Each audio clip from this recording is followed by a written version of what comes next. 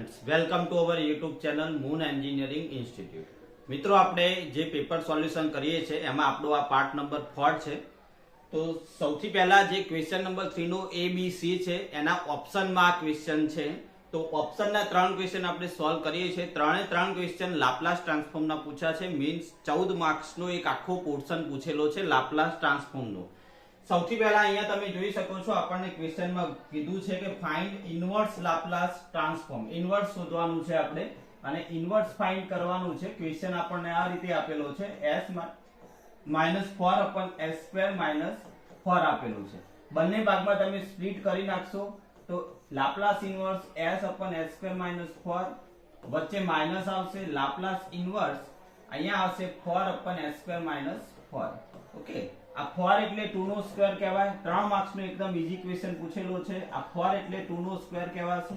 અહીંયા આપણે શું કરીશું, 4 માંથી 2 બહાર નીકાળીશું, ઉપર 2 રાખીશું કારણ કે સાઇન નું ફોર્મ્યુલા થશે।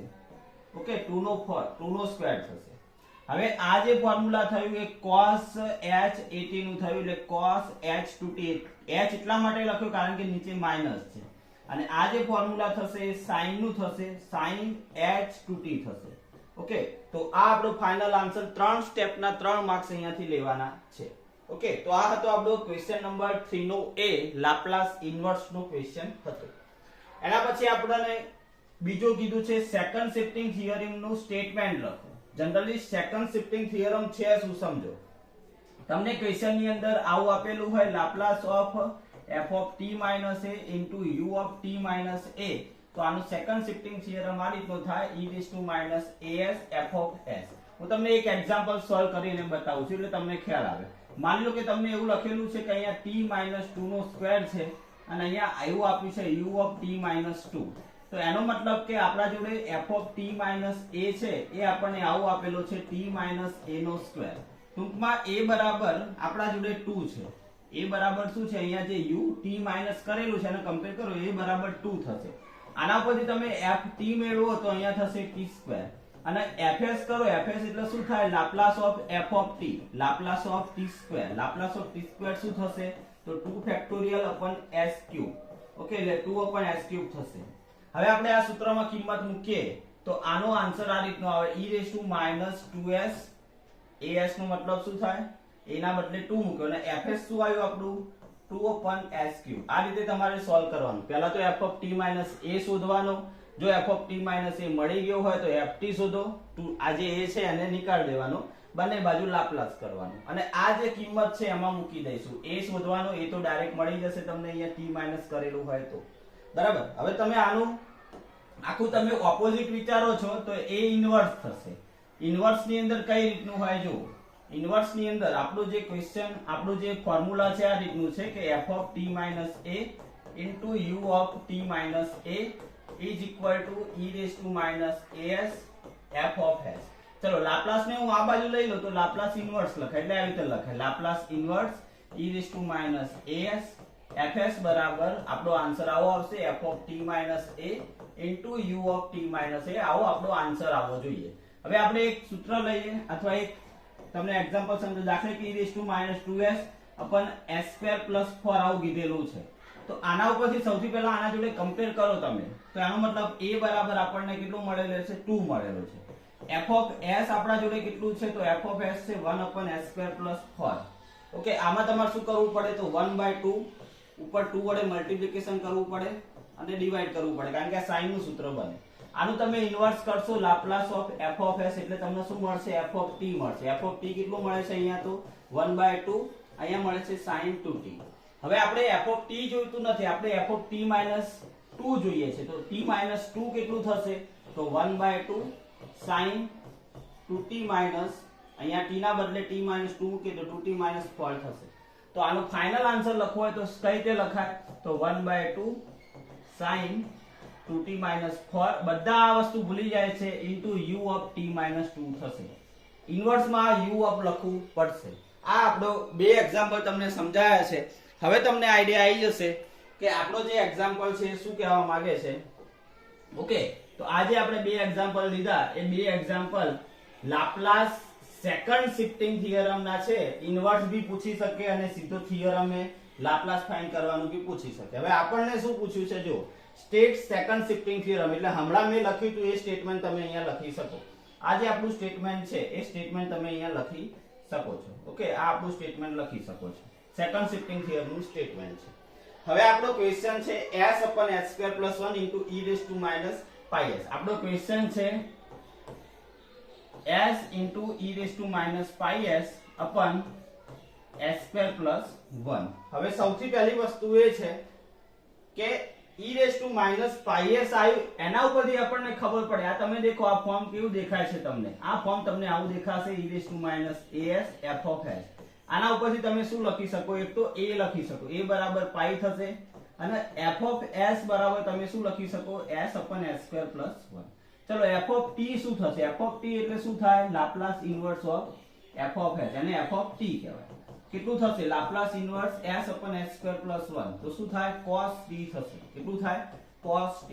ચલો આ તો f(t) આવ્યું. આપણે f(t - a) શોધવાનું છે. a એટલે કે પાઈ, તો f(t - પાઈ શોધવાનું છે. શું થશે? તો cos t - પાઈ થશે. તો ફાઇનલ આન્સર આપણે આનો લખવો હોય તો કઈ રીતનું આવશે? તો f(t - a) એટલે કે cos t - pi * u of t - પાઈ. આ આપણો ફાઇનલ આન્સર થશે. ઓકે, આ રીતે આપણે એક્ઝામ્પલ સોલ્વ કરીશું. અગર તમે થિયરમ સમજ્યા છો વ્યવસ્થિત રીતે તો તમે ઈઝીલી એક્ઝામ્પલ સોલ્વ કરી શકશો. ઓકે, તો આ હતો આપણો ક્વેશ્ચન નંબર 2 જે 3 છે એનો બી 4 માર્ક્સ નો ક્વેશ્ચન છે. બરાબર, સ્ટેટમેન્ટ લખવાનું કીધેલું છે તો સ્ટેટમેન્ટ લખ્યું છે, એના ઉપરથી આ એક્ઝામ્પલ સોલ્વ કર્યો છે. સ્ટેટમેન્ટના 2 માર્ક્સ હશે અને આપણે એક્ઝામ્પલ સોલ્વ કરેલો છે એના 2 માર્ક્સ. સિમ્પલ વસ્તુ છે. આના સાથે આને કમ્પેર કરો, a લખી દો, a બરાબર પાઈ થશે અને બાકીનું બધું fs કહેવાય. આનું તમને ઇન્વર્સ શોધતા આવડવું જોઈએ. ઇન્વર્સ શોધો છો ft મળશે. આપણે f(t - a) જોઈએ. આપણો થિયરમ શું કહે છે કે આપણા જોડે શું હોવું જોઈએ? f(t - a) હોવું જોઈએ. f(t - a) હોવું જોઈએ. ft નહીં, f(t - a) અને જોડે u(t - a) લખવાનું બધા છોકરા ભૂલી જતા હોય છે. આ લખજો નહીં તો માર્ક્સ નહીં મળે. આના 4 માર્ક્સ આપણે લેવાના છે. ઓકે, તો ક્વેશ્ચન નંબર 3 નો સી જો ફરીથી કન્વોલ્યુશન પૂછેલું છે. 7 માર્ક્સ નો ક્વેશ્ચન છે. સૌથી પહેલા સ્ટેટ પૂછેલું છે કે સ્ટેટમેન્ટ લખો. તો સ્ટેટમેન્ટમાં શું લખશો? તો if Laplace inverse f(t) Laplace inverse f(s) is equal to f(t) and Laplace inverse g(s) is equal to g of t, then Laplace inverse fs into gs is equal to integration 0 to t fu into g of t minus u du is called convolutions of f of t g of t. અને આ રીતે બી લખી શકાય. આ આપણું statement થયું છે. Question છે આપણો 1/s into s² + 4. આ ક્વેશ્ચન કન્વોલ્યુશન્સ થી સોલ્વ કરવાનું છે. બાકી ઘણી બધી મેથડ થી સોલ્વ થશે. હવે આમાંથી તમારે એક f of s ચોઈસ કરવાનું છે. f of s એવું ચોઈસ કરવાનું કે જેથી તમે એનું ઇન્વર્સ જાણતા હો. g of s આપણે એવું ચોઈસ કરવાનું જેથી તમે એનું ઇન્વર્સ જાણતા હો. આ બંનેનો ગુણાકાર આના જેટલો થવો જોઈએ. f of s ઉપરથી આપણે f of t શોધશું. f of t નો મતલબ એવો થાય Laplace inverse of f of s. Laplace inverse of f of s. ચલો અહીંયા આનું 1/s² + 4. તો 1/s² + 4 એટલે 2 નો સ્ક્વેર જશે. ઉપર 2 જોઈએ તો 1/2 sin 2t આનું શું થશે? ઇન્વર્સ થશે. એના ઉપરથી g of t પણ આપણે ફાઇન્ડ કરી શકીએ. g of t આપણા જોડે છે Laplace inverse g of s થશે. g of s આપણા જોડે છે 1/s. 1/s નું ઇન્વર્સ થશે 1. હવે f of t તમારા જોડે છે તો તમારા જોડે f of t નહીં પરંતુ f of u જોઈએ છે. તો f of u તમારું થશે 1/2 sin 2t ના બદલે t - u લખવાનું. ઘણા બધાને અહીંયા કન્ફ્યુઝન થતું હોય કે શું કરવાનું છે. તો અહીંયા t - u આપણે g ની અંદર લખીશું એટલે અહીંયા આવશે ટૂંકમાં 1/2 sin 2u થશે. ઓકે, ખાલી શું કરવાનું છે? t ના બદલે u મૂકવાનું છે અને g ની અંદર જેટલા t હોય એમાં t - u મૂકવાનું છે. પણ તમે જુઓ મેં શા માટે g ઓફ s 1/s લીધું? કારણ કે અહીંયા t આવતો જ નથી, 1 જ આવે છે, તો આમાં t u મૂકવાની જરૂર જ નથી. હવે આપણે જે કન્વોલ્યુશન્સ નો થિયરમ છે એ મૂકીશું કે Laplace inverse 1/s into s square plus 4 is equal to 0 to t. અહીંયા આવશે f of u, અહીંયા આવશે g of t minus u du. ચલો f of u આપણા જોડે છે, તો f of u છે આપણા જોડે 1/2 sin 2u છે અને g of t minus u 1 છે. ઓકે, તો du થશે. sin 2u નું ઇન્ટિગ્રેશન થશે -cos 2u by 2. લિમિટ છે 0 થી t. ચલો -1/4 ને આપણે બહાર લઈ લઈએ. u ના બદલે t મૂકશો તો cos 2t થશે માઇનસ cos 0 થશે. cos 0 1 થશે, તો માઇનસ ને અંદર મલ્ટીપ્લિકેશન કરીએ તો minus cos 2t minus minus plus cos 0 શું થાય 1 થાય બાય 4. ટૂંકમાં 1 માઇનસ cos 2t બાય 4 આવો આન્સર આવશે આના ઇન્વર્સ નો. એકદમ સિમ્પલ કન્વોલ્યુશન્સ પૂછેલો છે. તમારે પ્રેક્ટિસ માટે ખાસ કન્વોલ્યુશન્સ ની અંદર આ ચાર દાખલા તો ખાસ કરી લેવાના. s/s² + a² બીજો આ એક્ઝામ્પલ ખાસ કરી લેવાનો a/s² + a². બરાબર, અહીંયા a ના બદલે કોઈ નંબર આપી શકે છે.